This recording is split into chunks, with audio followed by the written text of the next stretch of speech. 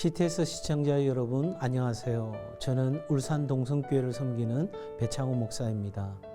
오늘은 마가복음 5장 34절의 말씀으로 인생에 아무런 대안이 없다고 생각될 때 우리가 어떻게 살아가야 할지 함께 은혜를 나누고자 합니다. 예수께서 이르시되 따라 내 믿음이 너를 구원하였으니 평안히 가라. 내 병에서 놓여 건강할지어다. 우리는 언제나 인생이 행복하고 빛나기를 바라지만 살아가는 동안에 어김없이 인생의 밤이 찾아올 때가 있습니다. 인생이 찾아오는 이러한 고통과 절망은 살아가면서 가장 힘들 때 엎친 데 덮친 격으로 우리를 찾아옵니다.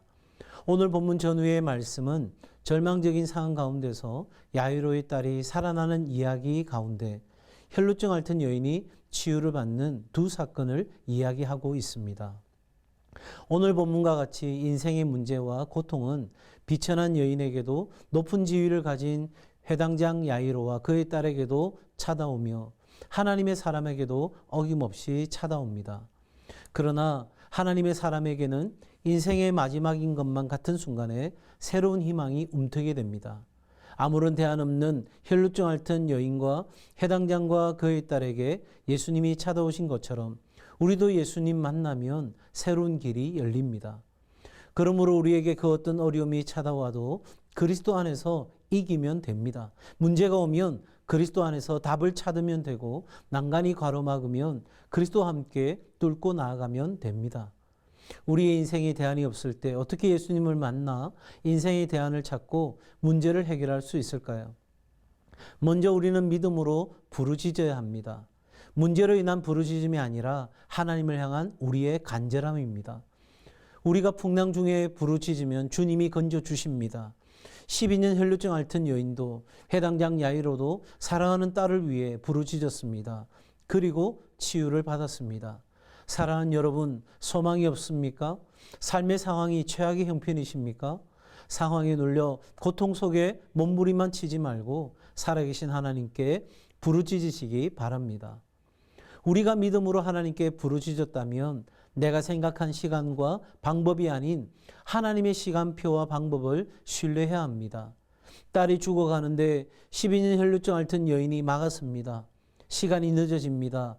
야이로는 점점 초조해집니다. 그럼에도 예수님을 신뢰하는 것이 믿음입니다. 하나님은 하나님의 시간에 정확히 일을 이루실 것입니다. 주님의 시간에 살 소망이 끊어진 야이로의 딸도 살아나고 고쳐집니다. 나보다 곁에 있는 사람들보다 하나님이 더 믿을만하지 않습니까? 그러니 여러분, 내 생각대로 내 방법대로 안 되어도 하나님을 끝까지 신뢰하십시오. 이렇게 우리가 믿음으로 나아가지만 오히려 안 좋은 소식이 들립니다. 그럼에도 하나님을 신뢰함으로 흔들리지 말고 한결같이 주님과 동행하는 삶을 사십시오. 야이로는 집으로 가는 도중 딸이 죽었다는 소식을 들었습니다. 이제 다 끝났습니다. 소망이 사라지고 더 이상 기대할 것이 없습니다.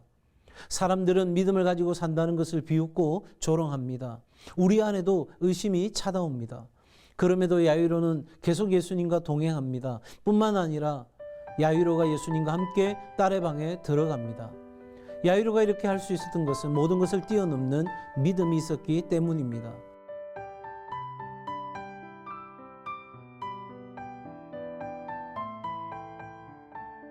안 좋은 소식이 들려도 믿음이 아무 효력이 없는 것 같아 보일 때 어떤 시험과 조롱이 있어도 우리 주님과 동행하면 삽니다. 반드시 이깁니다.